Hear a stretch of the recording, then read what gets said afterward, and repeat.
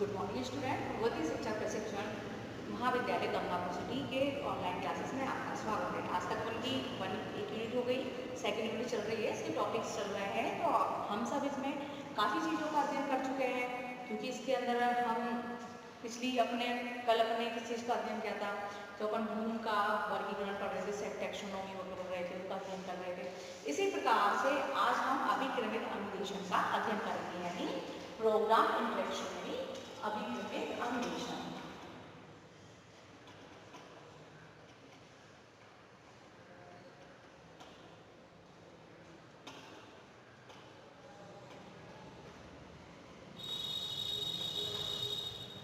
तो अभिक्रमिक अनुदेशन क्या होता है, इसका किस जन्मदाता कौन है, कौन से सन में आया था और इससे क्या फायदे हैं विद्यार्थी के, इससे क्या होगा, तो अपन इन चीज़ों को समझ लेते हैं। तो जो अभिक्रमिक अनुदेशन है, ये अभिक्रमिक अनुदेशन जो दिया था, ये अभिक्रम छोटे छोटे पदों में अध्ययन था, ये सब किसे दिया था, स्केनर के जन्मदाता स्केनर का दिया था।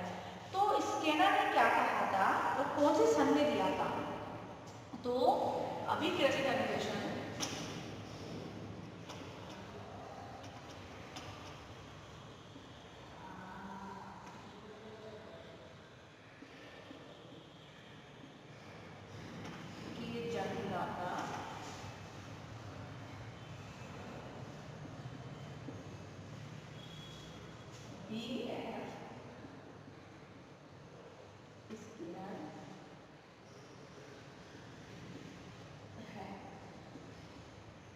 कौन है, B.F. स्किनर। तो इसी प्रकार से जो स्किनर थे, तो इन्होंने क्या कहा और इसको कब दिया था, 1954। इसका विकास कब हुआ था, कब बन के तैयार हुआ था, मतलब जो अभिक्रम अनुदेशन दिया था तो B.F. स्किनर ने 1954 में किया था। और कैसे किया था, इसका इतिहास क्या है, ये मतलब है क्या चीज है। तो इस चीज को समझने के लिए यही है कि इसका प्रयोग जो सिडनी प्लेसी थे 1920 में, उन्होंने एक शिक्षण मशीन तैयार की थी। जो शिक्षण मशीन मतलब जिसको कौन उसको चला सकता है, कौन क्या कर सकता है, इससे क्या हो सकता है, इससे व्यवहारिक परिवर्तन कैसे हो, वांछित परिवर्तन कैसे हो भारत में, तो उसके माध्यम से जो व्यक्तिगत हो सके, जिसको व्यक्ति ही संचालित कर सके, तो इसलिए यह अभिक्रम दिया था। तो उसी में से स्केनर ने भी धीरे धीरे करके इसका विकास किया। इसका विकास कैसे किया, यानी जो व्यवहारिक शिक्षण मशीन तैयार की थी सिडनी एंड प्लेसी ने, जिसका प्रयोग छात्रों के शिक्षण तथा परीक्षण दोनों के लिए किया जाता था। तो जो B.F. स्किनर थे अपने, तो इन्होंने 1954 अभिक्रमिक अनुदेशन अध्ययन का जन्म हुआ। इसी के साथ में जो स्किनर थे, तो उन्होंने क्या किया था, जो ये थे, तो इनने अपने अध्ययन में व्यवहार के उसमें परिवर्तन में क्या क्या किया था, उन्होंने चूहे और कबूतरों पर प्रयोग किया था, चूहों और कबूतरों पर प्रयोग किया था। अब कबूतरों पे प्रयोग कैसे किया था, इन पे प्रयोग किया था इन्हें B.F. स्किनर ने। तो कौन सा किया था, इन्हें दिया था क्रिया प्रसूति अनुबंधन। जो इन्हें प्रयोग किए थे, ये किए थे, क्यों किए थे, जिससे कि इनके व्यवहारों को जाना जा सके, बालक के व्यवहार को जाना जा सके। तो इस वजह से ये प्रसूत है, सॉरी, तो जिससे कि बालक के व्यवहार परिवर्तन को समझा जा सके, तो उन्हें जानवरों को प्रयोग करके यही शोध किए थे। तो उन्हें अधिगम के सिद्धांत को विकसित और विकास किया, जिसे क्या नाम दिया गया था, क्रिया प्रसूत अनुबंधन सिद्धांत का है। तो इस सिद्धांत का उपयोग क्यों किया था, शिक्षण प्रतिमान के विकास के लिए किया, जिसका लक्ष्य क्या था, व्यवहार परिवर्तन। किसके लिए, मतलब इसका मतलब क्या था, व्यवहार परिवर्तन जो दिया था, तो इसका था व्यवहार परिवर्तन। तो क्रिया प्रसूत अनुबंधन व्यवहार परिवर्तन, इसका मतलब व्यवहार परिवर्तन किसका व्यवहार परिवर्तन, बालक का। तो इसके माध्यम से कि पता लगाया जा सके कि बालक क्या कर सकते हैं, अपने लक्ष्य को कैसे प्राप्त कर सकते हैं, तो इन्हीं का मतलब यही था। तो अभिक्रम अनुदेशन का विकास एक अधिगम की प्रवृत्ति के रूप में हुआ। तो जो ये प्रवृत्ति थी वो क्या हो गया, इसको क्या कहते हैं, शिक्षण प्रतिमान का एक व्यवहारिक रूप। तो ये क्या है, शिक्षण प्रतिमान का व्यवहारिक रूप, शिक्षण प्रतिमान, यानी शिक्षण प्रतिमान में आ गया ना अभिक्रम अनुदेशन, कौन कौन से प्रतिमान होते हैं अपने पढ़े। तो अब इसके जो अभिक्रम अनुदेशन था, तो इसमें इसके प्रकार कौन कौन से थे, तो इसका था रेखीय है ना, इसका साखीय है और एक है कंप्यूटर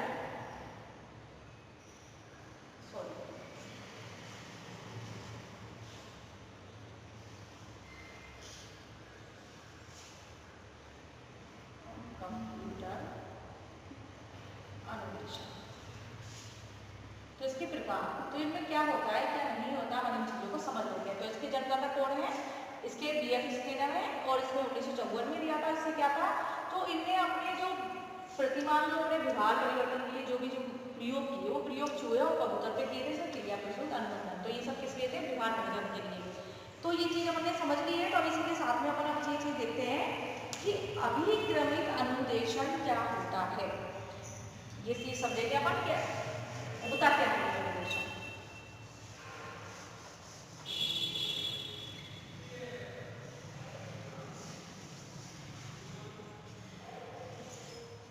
तो इसको इस माध्यम समझते हैं कि होता क्या है। आप समझते हैं अभिक्रमण अनुदेशन है क्या। तो इसमें क्या होता है कि छोटे छोटे पद होते हैं, बालकों को या शिक्षक और छात्र दोनों के मध्य होती है क्रिया। तो इसमें एक शिक्षक के माध्यम से बालक को छोटे छोटे अभिक्रम दिए जाते हैं, छोटे छोटे पद दिए जाते हैं। जैसे कि कोई भी टॉपिक है, एक बड़ा चैप्टर है, उसके छोटे छोटे टुकड़े कर दिए अपन ने, उसको इससे भी पैराग्राफ में बांट लेना, छोटे छोटे उसमें बांट लिया जाता है। तो उसमें बांट लिया जाता है। तो फिर इसमें अनुदेशन में बालक से कहा जाता है कि अंदर से प्रश्न दिए होते हैं, तो इसमें पढ़ो और इसमें दो पेज पलटो, आप उसको पढ़ो, उसको पढ़ो। यानी छोटे छोटे पदों में अध्ययन किया जाता है, जिससे बच्चे को सीखने में सरलता सुगमता आती है। तो वो होता है अभिक्रमिक अनुदेशन, जिसमें छोटे छोटे पदों में अध्ययन किया जाए। तो इस प्रकार से हो गया उनका अभिक्रमिक अनुदेशन। और इसमें एक चीज और है कि ये अनुदेशन ये प्रकार की क्या है, एक तंत्रीय शिक्षण व्यूह रचना है। यानी एक तंत्रीय शिक्षण व्यूह रचना है। इसमें सीखने वाला एक ही होता है, एक तंत्र मतलब एक ही का शासन हो, वो एक तंत्र होता है। तो मतलब अभी होगा एक तंत्रीय शासन वो है, मतलब सीखने वाला इसका शिक्षक छात्र को देता है, तो सीखने वाला कौन होता है, छात्र होता है। तो किसमें अध्ययन करता है, छोटे छोटे पदों में अध्ययन करता है। इसी प्रकार से ये जो व्यूह रचना होती है, तो इसमें क्या होता है, मतलब इसमें यह है कि तारतम्यता चलना पड़ेगा, व्यक्तिगत जो आवश्यकता है वो देखना पड़ता है, व्यक्तिगत विभिन्नता देखनी होती है। और इसमें जो भी पद है, चैप्टर अपना पूरा है, तो उसका पहला पैराग्राफ ले लिया, दूसरा ले लिया, तीसरा ले लिया, छोटे छोटे हिस्सों में पद बना लिए जाते हैं। तो बच्चा उसी को पढ़ता है, उसी में देखता है, उसी में उत्तर ढूंढता है। तो अभिक्रमिक अनुदेशन का मतलब ये हुआ कि छोटे छोटे पदों में जिसका अध्ययन किया जाता है, सूक्ष्म रूप में कहा जाए तो वो होता है, जिसमें शिक्षक को ध्यान रखना होता है कि छात्र में विविधता कैसी है, उसकी आवश्यकता क्या है, इस आवश्यकता को देखते हुए इस अनुदेशन को पूरा किया जाता है। अब अपन देखते हैं अभिक्रमिक अनुदेशन में कि इसके परिभाषाएं किस किसने दी, परिभाषाएं दी थी अपन। और इसमें ये चीज तो अपन समझ चुके हैं कि वो क्या होता है, क्या नहीं होता है, अनुदेशन कैसे होता है, इन छोटे छोटे पदों में जो अध्ययन किया जाए वो अभिक्रमिक अनुदेशन होता है। तो इसी प्रकार से अब अपन देखते हैं परिभाषाएं।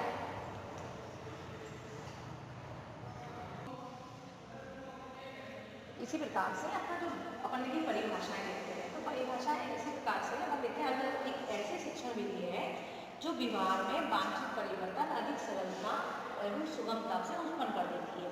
मतलब ये है कि जो अभिक्रमिक अनुदेशन है, जो व्यवहार में वांछित परिवर्तन अधिक सरलता सुगमता से उत्पन्न कर देती है। तो ये क्या है, छात्र केंद्रित विधि है।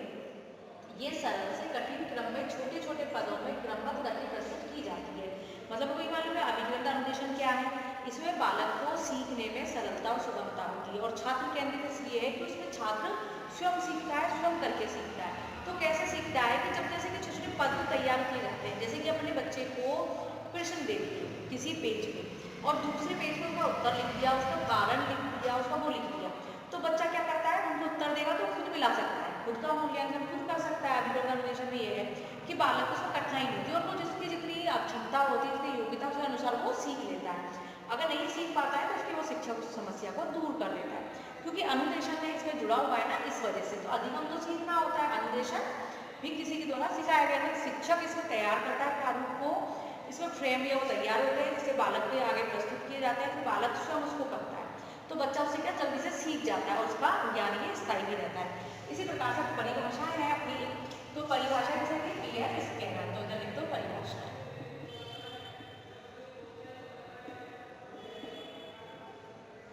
तो इसी प्रकार से पहली है बीएफ स्किनर। अब स्किनर क्या कहते हैं, क्योंकि जो ये अभिक्रमिक अनुदेशन दिया जो किसका है, जन्मदाता कौन है इसके, स्किनर। तो इन्होंने कब दिया? 1954 में। इसी प्रकार से अभिक्रमित अधिगम शिक्षण की कला तथा सीखने का विज्ञान है। मतलब इन्हें कहा है कि अधिगम अधिगम जो शिक्षण है वो एक कला विज्ञान है, क्योंकि कला कैसे है और विज्ञान कैसे है? तो कला ऐसे है कि इसमें शिक्षण को सरलता सिखाने के लिए जो फ्रेमवर्क तैयार किए जाते हैं तो वो कला है। और विज्ञान का एक मतलब मशीन के माध्यम से भी कर सकते हो, उसको कैसे भी कर सकते हो कि इसका माध्यम मशीन का भी हो सकता है और वैसा भी हो सकता है, दो तीन माध्यम से कर सकते हो, अगर जैसी सुविधा हो उसके अनुसार कर सकते हो, क्योंकि बच्चे को उसमें सिखाना है कैसे भी माध्यम हो, छोटे छोटे टुकड़ों में कम उसमें सिखाओ जिससे कि उनको सरलता हो सीखने में। उसी प्रकार से DL बुक, DL बुक क्या कहते हैं? अभिक्रमित अधिगम स्व शिक्षण विधियों के व्यापक संप्रत्यय को स्पष्ट करने के लिए उपयुक्त विचार है। मतलब जो शिक्षण विधि को अगर स्पष्ट करना है, कोई चीज सिखानी है, बालक स्व शिक्षण, इसमें बालक स्व अध्ययन करता है, इसमें बालक को किसी की आवश्यकता नहीं होती क्योंकि उसमें उत्तर छुपे होते हैं और उनके कारण भी उसी के अंदर होते हैं। तो इस वजह से बालक को इसमें कोई परेशानी नहीं होती, बालक स्वयं सीख लेता है। तो इसलिए ये स्व शिक्षण विधि के संप्रत्यय को स्पष्ट करने की उपयुक्त विचार है, मतलब विचार का मतलब उपयुक्त विधि है। तो इस वजह से इसमें यही है कि बालक स्वयं सीखता है, इसमें बालक को कोई समस्या नहीं होती। और अब ये है SM कोरे। कोरे ने कहा है अभिक्रमित अनुदेशन एक ऐसी शिक्षण प्रक्रिया है जिसमें बालक के वातावरण को सुव्यवस्थित कर पूर्व निश्चित व्यवहारों को उसमें विकसित कर दिया जाता है। मतलब जो उसका पहले का व्यवहार है उसको नए व्यवहार के साथ जोड़कर इस अनुदेशन में प्रक्रिया में बालक को ऐसा बना दिया जाता है कि बालक स्वयं करके सीख ले। तो हम परिभाषाओं में ये देख चुके हैं, अभिक्रमित अनुदेशन अपन ने समझ लिया है कि किसने दिया था, स्किनर ने। कब दिया था? 1954 में। इसी प्रकार से हम आगे देखते हैं कि मतलब इसका विकास भारत में कब हुआ, तो ये चीज समझनी है अपन को कि भारत में कब हुआ है, शिक्षण पद्धति को कैसे वो किया गया। तो अभिक्रमित अध्ययन जो तकनीकी है इसका भारत में विकास कब हुआ था? भारत में ही आई थी 1963 में, अगर अपन लिख सकते हैं, यानी 1963 में, इसको कर दो भारत में 63 में आई थी। जो ये विधि है ये 1963 में भारत में आई थी। वैसे BSN का दिया था 1954 में, है ना। तो इसकी तो है ये, और भारत में इसका विकास हुआ था 1963 में। इसी प्रकार से, और ये राष्ट्र जो अपन की NCERT नई दिल्ली ने, तो इसको कब वो व्यवस्था की थी भारत में प्रशिक्षण देने की, वो की थी 1965 में। तो इसी प्रकार से अपन का भारत में इसका विकास हुआ। तो ये तकनीक को, और कहते हैं कि इसका वास्तविक रूप कहाँ देखा गया था, तो वो वास्तविक था अमेरिका में। तो अमेरिका से स्टार्ट हुआ था और भारत में जाकर 1953, अमेरिका में 54 में हो गया था, उसमें 63 में। तो स्किनर की जो विधि है अभिक्रमित अनुदेशन, इसमें यही है कि इसके छोटे छोटे पदों में बच्चों को अध्ययन कराना जिससे उनको सुगमता हो, सरलता हो। इसी प्रकार से हम आगे इसमें देखते हैं कि जो अभिक्रमित अनुदेशन होता है इसका प्रकार होते हैं। तो अपने जो सिलेबस में है वो है रेखीय, शाखीय और कंप्यूटर से अनुदेशन। तो ये 3 प्रकार का अनुदेशन है। तो अपन ने इसमें अनुदेशन में ये देखा है रेखीय, शाखीय और वो वाले। तो अपन ने आज ये देख ली, परिभाषा वगैरह देख ली। इसके बाद हम आगे के, अब आप परिभाषाएं नोट कर लो। ये 3 परिभाषाएं, उनकी परिभाषाएं तो काफ़ी है लेकिन जो मोस्ट है जो मैंने लिखवा दी है, आप इनको नोट कर सकते हो। क्योंकि जो अभिक्रमित अनुदेशन है ये एक ऐसा अनुदेशन है जिसमें बालक छोटे छोटे पदों में सीख सकता है। इसी प्रकार से अब हम देखते हैं अभिक्रमित अनुदेशन के उद्देश्य, कि इसका उद्देश्य क्या है, कि प्रयोग क्यों किए गए, स्किनर ने इसको क्यों दिया, कि इसके फायदे क्या है, क्या उद्देश्य है जिससे बालक के व्यवहार में मानसिक परिवर्तन आ सके, वो करके सीखने पे वो कर सके। तो इसमें क्या है, इसका फायदा क्या है, इसका उद्देश्य क्या है। तो इसका उद्देश्य है शिक्षक उपस्थिति की समाप्ति। जैसे कि कभी अगर शिक्षक नहीं होते हैं, कक्षा कक्ष में शिक्षक ना पहुंच पाए या फिर शिक्षकों की कमी हो जिसके माध्यम से एक साथ सारे विद्यार्थियों ना पढ़ाया जाए, तो इसका ये फायदा है कि इसमें शिक्षक उपस्थिति समाप्ति, मतलब जो अभिप्रेरणा का कार्य है, जो सिखाने का कार्य है, वो इसके माध्यम से किया जा सकता है। मतलब इसमें शिक्षक बच्चों को बिना शिक्षा के जैसे नहीं भी हो तो भी बालक इसमें सीख सकता है। जैसे इसमें कहा गया है कि छात्रों को ऐसे अवसर और विषय वस्तु परिस्थिति प्रदान करना जिनके अंतर्गत शिक्षार्थी शिक्षक की अनुपस्थिति में फ्रेम के द्वारा ज्ञान प्राप्त करने में सक्षम हो सके और ज्ञान की जांच करके अभिप्रेरणा प्राप्त कर सके। मतलब इससे छात्र उपस्थित ना हो तब भी बालक अपनी पढ़ाई जारी रख सके और फ्रेमों के माध्यम से अपना अध्ययन कार्य पूर्ण कर सके। तो इसमें सबसे उद्देश्य ये है कि शिक्षक की उपस्थिति नहीं भी होगी तो भी वो इस अनुदेशन के माध्यम से अपना जो अधिगम कार्य है वो कर सकता है, जिससे वो अपना अवलोकन भी कर सकता है, सारी क्रियाएं इसमें कर सकता है। तो इसमें जरूरी नहीं है अभिकरण अनुदेशन में कि शिक्षक का उपस्थित होना जरूरी हो, तो बिना शिक्षक के भी इसमें पढ़ाई की जा सकती है। तो इसीलिए इसलिए जो अभिकरण अनुदेशन दिया था कि जहाँ पर शिक्षकों की कमी हो, जहाँ व्यवस्था ना हो, तो बालकों को इस माध्यम से पढ़ाया जा सके और शिक्षक की अनुपस्थिति में भी बच्चा पढ़ाई कर सके प्रयोगों के माध्यम से या फिर अनुदेशन के माध्यम से। इसी प्रकार से दूसरा है करके सीखने का उद्देश्य। करके सीखने का उद्देश्य ये है कि बालक जितनी क्रिया करेगा, स्वयं क्रिया करेगा, तो वो अपने ज्ञान को स्थायी बना सकेगा और अच्छे से अच्छे सीख सकेगा। तो इसमें अनुदेशन यही है कि बालक छोटे पदों को खुद ही पढ़ता है, खुद ही उत्तर ढूंढता है, उनके कारण को ढूंढता है, उनकी विशेषताएं क्या, वो सारी चीज खुद ही ढूंढता है और खुद ही क्रिया करता है। तो करके सीखने का जो उद्देश्य है उसमें यही है कि बालक इसमें क्रिया करके स्वयं सीख सकता है और अपने ज्ञान को स्थायी बना सकता है। और इसमें एक चीज ये अच्छी है कि बालक इसमें खुद स्वयं करता है, उसमें उसको किसी की आवश्यकता नहीं होती और वो करके इसमें खुद सीख सकता है, खुद पढ़ सकता है, खुद कर सकता है। क्योंकि ये पूरी चीज है वो शिक्षक द्वारा एक शैक्षिक प्रौद्योगिकी जो पढ़ा है उसके माध्यम से छात्र तक पहुंचाने का एक माध्यम है। यानी आपने ईटी जो शिक्षण तकनीकी वगैरह पढ़ा है, तो तकनीकी का ही एक माध्यम है ये, जिसके माध्यम से बालक को व्यक्तिनिष्ठ होकर स्वयं सिद्ध एक तंत्र अधिकार करके मतलब खुद अपने सेल्फ वो लाकर अपने आप तक को पढ़ सकता है। तो इसमें हो गया दूसरा पॉइंट करके सीखने का उद्देश्य। तीसरा है तार्किक तथा नियोजित ढंग से विषय वस्तु प्रस्तुतीकरण। मतलब जो बच्चे ने पढ़ा है, क्योंकि इसमें पूरी चीज चलती है वो क्रमबद्ध तरीके से चलती है।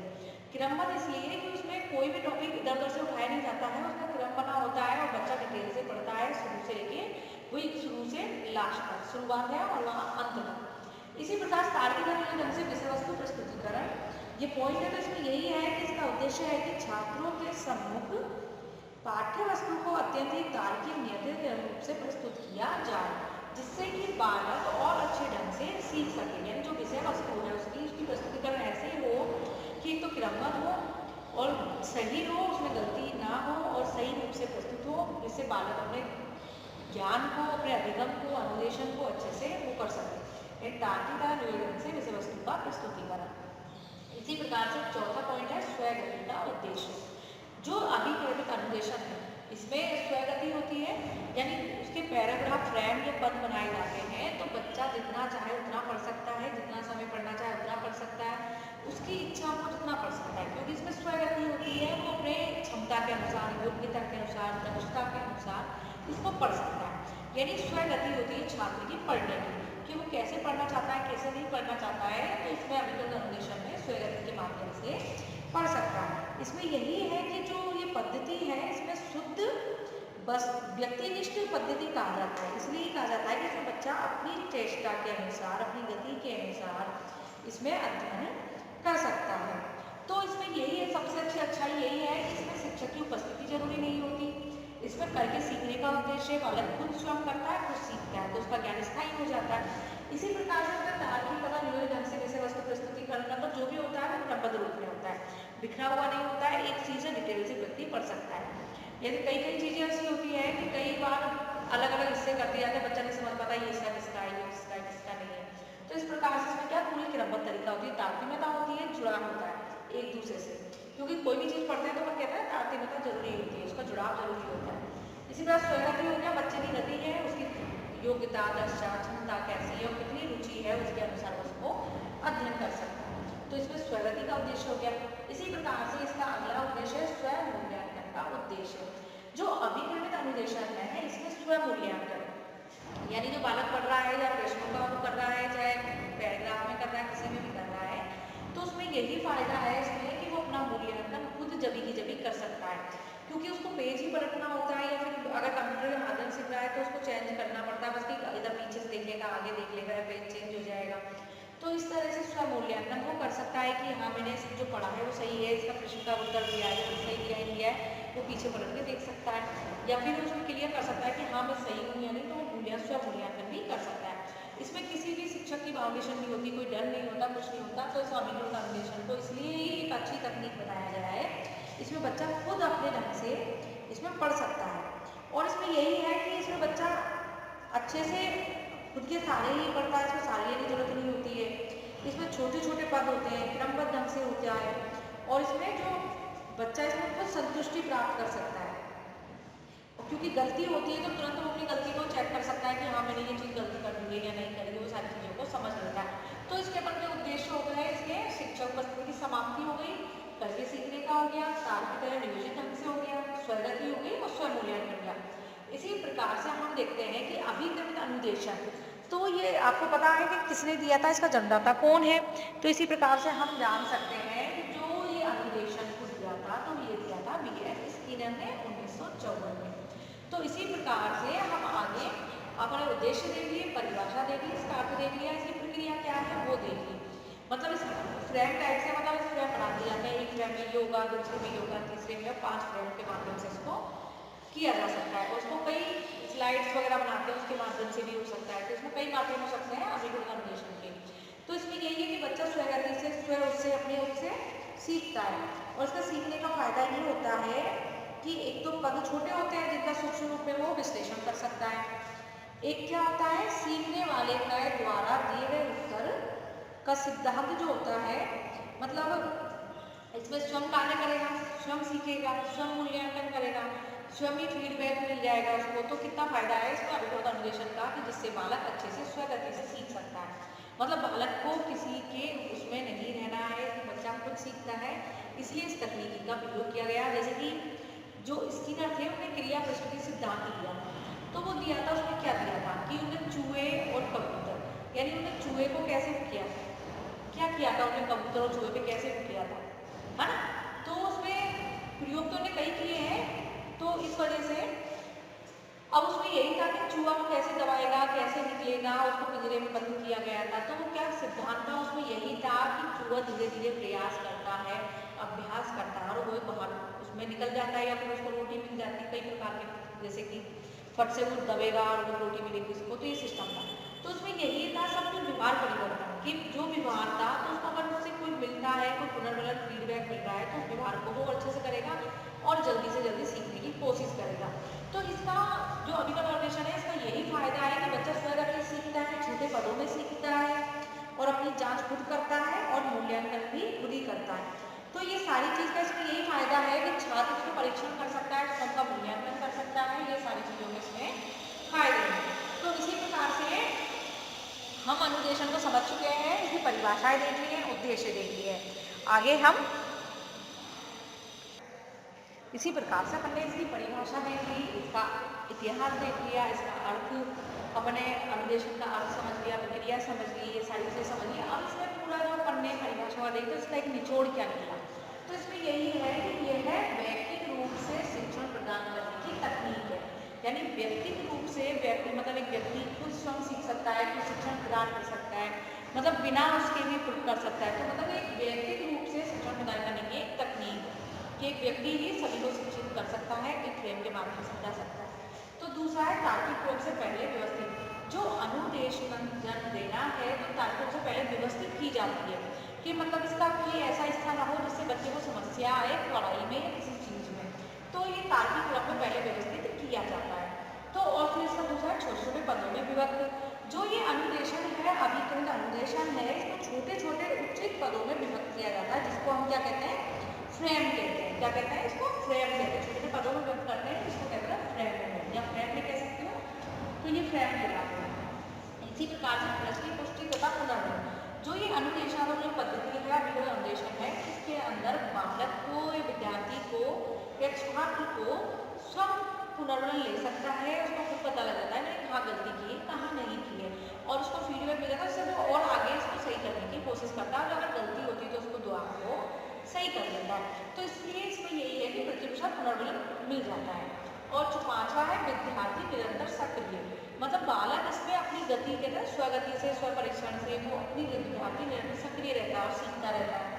और उसमें यही है कि वो सीखेगा कि क्यों सीखा, तो उसको फीडबैक वही मिल रहा है कि उसे सही किया या गलत किया, उसको अपना सही था या गलत था, तो उसको फीडबैक मिल जाता है, तो उसी के माध्यम से वो सक्रिय रहता है, उसको मतलब उसके रुकावट नहीं आती है। छठा पॉइंट है अधिगम गणिका की गति, मतलब इसमें बालक स्वगति से सीखता है, वो चाहे जो गति से सीख सकता है, उसका जब मन कर रहा है तो उस टाइम में वो पढ़ सकता है इसको, मतलब उसका यही खुद की गति होती है। मतलब चाहे वो धीरे पढ़े चाहे धीरे पढ़े, कोई कोई बच्चे क्या बहुत जल्दी कवर कर लेते हैं, कई बच्चे पीछे रह जाते हैं। तो इसमें ये नहीं है कि कोई ने जल्दी कर लिया करे, वो अपने माध्यम से कर सकता है। उसको चाहे वो 1 फ्रेम करे, चाहे 2 करे, चाहे 3 करे, तो उस हिसाब से वो कर लेता है। तो इसमें भी गलती होती है। अगला है मूल्यांकन। इसमें एक चीज़ की विशेषता ये भी है कि मतलब इसमें बालक मूल्यांकन खुद का खुद कर सकता है कि गलती कहाँ हुई कहाँ नहीं हुई, इसमें कितना सही किया कितना गलत किया, ये सारी चीज़ इसमें आ सकती है। तो अपन ने जितनी परिभाषा देखी, तीनों परिभाषा देखी, इस बात से देखा, तो उसका एक निचोड़ यही है कि इसके अंदर क्या क्या चीज़ होती है कि ये व्यक्ति रूप से प्रशिक्षण प्रदान करने की तकनीक है। तार्किक क्रम से पहले व्यवस्थित मतलब सब क्रम बना के इसको व्यवस्थित कर लिया जाता है तार्किक क्रम में, जिससे कि कोई भी चीज़ ना छूटे और कोई मतलब बीच बीच में डिस्टर्बेंस ना आए उसमें। छोटे छोटे पदों में व्यक्त किया जाता है। इसी प्रकार से सीधे प्रतिपुष्टि तथा पुनर्वलन दे दिया जाता है, जिससे बालक उसको ये ना हो कि मुझे तो जैसे शिक्षक की आवश्यकता नहीं होती, इसमें शिक्षक की उपस्थिति भी ना हो तो भी वो कर सकता है, यानी उसको अपना फीडबैक मिल जाता है, खुद सीख सकता है, खुद करके सीखता है, अपनी गति से सीखता है। इसी प्रकार से विद्यार्थी जो है सक्रिय रह सकता है। अधिगम घटाई गति और मूल्यांकन, ये सारे टॉपिक इससे क्लियर है कि अभिकरण अनुदेशन क्या होता है क्या नहीं होता है। तो आज हम ये सारी चीज़ों को समझ चुके हैं कि अभिक्रमित अनुदेशन क्या है, इसकी प्रक्रिया क्या है, इसके फायदे क्या है, इसके सारी चीज़ हमने समझ ली है। अपन ने अर्थ की परिभाषाएं और इसके उद्देश्य समझ लिए और इसका निचोड़ क्या है, क्या चीज़ इसमें है, तो अपन को इसी पता लगी। अपने इसका इतिहास देखा कि ये स्किनर ने कब दी थी कब नहीं दी थी, इसके जन्मदाता कौन है कि BF स्किनर 1954, और भारत में ये कब आया 1963 में, कौन लेके आया था, और ये मतलब भारत में आ गया था शिक्षण नीति प्रयोग, तो NCERT ने इसको किया था और उसके बाद ये अपने प्रयोग में लाने लगे, यानी अभिकरण अनुदेशन का प्रयोग होने लगा। इसी के साथ आज अपन का ये टॉपिक खत्म होता है। धन्यवाद।